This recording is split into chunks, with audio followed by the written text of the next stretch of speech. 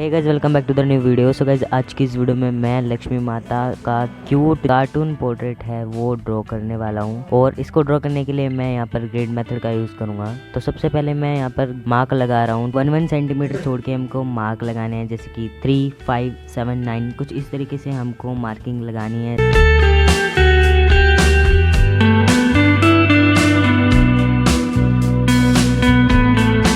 इन marks को हमें vertical side और हॉरिजॉन्टल साइड दोनों साइड पर लगाने हैं।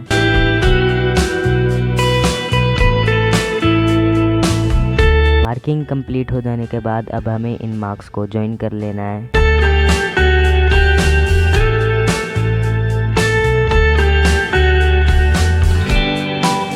वर्टिकल साइड और हॉरिजॉन्टल साइड दोनों साइड हमको मार्क लगा लेने हैं। वर्टिकल साइड हमारा कंप्लीट हो चुका है। अभी मैं हॉरिजॉन्टल साइड पे मार्क लगा रहा हूँ। ताकि आप वीडियो में ऑब्जर्व करो कि मैं किस तरीके से यहाँ पर मार्किंग करके ग्रिड लाइन को ड्रॉ कर रहा हूँ।